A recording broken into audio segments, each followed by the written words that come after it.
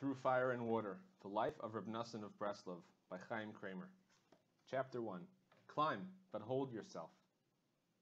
Of all the encounters in Jewish history, the meeting between Rebbe Nachman of Breslov and Reb Noson is surely one of the most significant. Reb Noson was to become the Rebbe's closest student, and he devoted his life to following and spreading his master's teachings, laying the foundations for the steady expansion of Rebbe Nachman's influence until the present day. The Rebbe himself testified that without Reb Noson, not a single page of his teachings, stories, and sayings would have survived.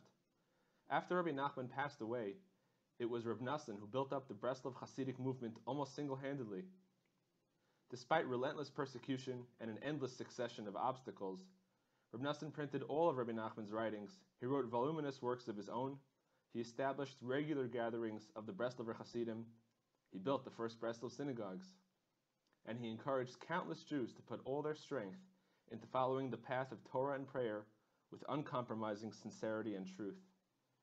At the time of their first meeting, on Sunday, the 22nd of Elul, Tuf Kuf Beis, 5602 in the Jewish calendar, September 18th, 1802, Reb Nachman, age 30, was already an outstanding, unconventional, and highly controversial Hasidic leader, with a network of devoted followers spread over wide areas of the Russian Ukraine.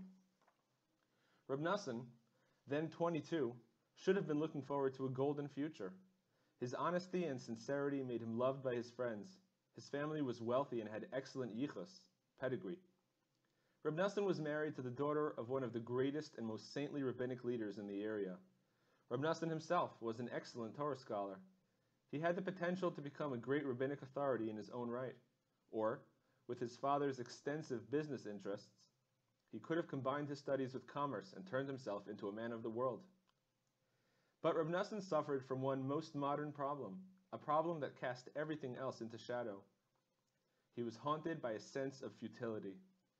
Each day he would sit down in the Beis Midrash to start learning, but he found it impossible to immerse himself in his studies. Sometimes the interference came from business matters. Other times he simply felt preoccupied. It was enough for one small distraction to throw him off course for the entire day. He struggled to attach himself to God and pray with devotion, but each time a sense of heaviness descended upon him, blocking all his efforts to concentrate. Day after day passed by with no feeling of accomplishment. The world around him was in ferment. With Europe in the throes of the Napoleonic Wars, the old order of kings, priests, aristocrats, burghers, and peasants was being shaken to the roots, together with all its beliefs and assumptions. The Jewish world was also in turmoil. It was 40 years since Rebbe Yisrael, the Baal Shem Tov, founder of Hasidism, had passed away.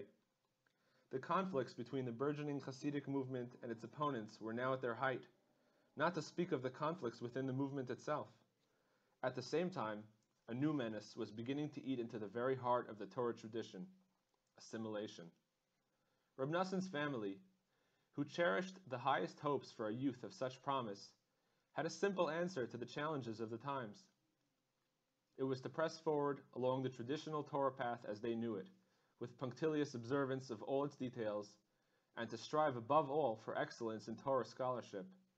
Yet, try as he might, Reb Noson could find no way to lift himself above the turmoil in his own mind.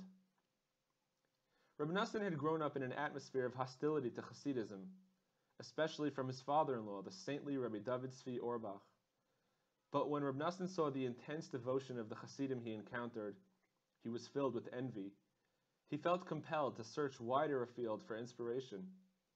Despite strong opposition from his family, he went to visit a succession of Hasidic leaders. Eventually, he came to Reb Levi Yitzchak of Berdichev. In the summer of 1801, Reb Noson was sitting with some of the other Hasidim at a Malava Malka. They needed some bagels and cast lots to see who would go out to buy them. Reb Noson was chosen, but as he went on his way, he fell into a mood of deep dejection. Even now that he had become a chassid, he still had so many ups and downs in serving God. Was this what I was created for, he asked himself, to buy bagels? Reb Noson felt at a loss. He had seen true sincerity in some of the older Hasidim, but despite all his searching and efforts, the contentment he knew existed was always just beyond his grasp. He fell down again and again. One day Reb Noson went to a secluded section of the synagogue and started reciting the Psalms. He was so broken and anguished that he fell to the floor, crying bitterly as he read verse after verse until eventually he fell asleep. He dreamed that he saw a ladder stretching from earth up to the heavens. Reb Noson began to climb the ladder, but he fell down. He tried again and climbed a little higher, but then he fell again. Each time he climbed higher, but he kept falling. The higher he climbed, the lower he fell. Still he tried and almost climbed to the top. But then he fell again, and this time he despaired of ever reaching the top. Just at that moment, someone appeared at the top of the ladder and said to him, "Droppe sich und halt sich." Climb, but hold yourself. This dream became indelibly etched in Reb Noson's mind. It was about a year later, in mid-September of 1802, that Rebbe Nachman moved to the town of Breslov, only a few miles from Nemirov, where Reb Noson lived.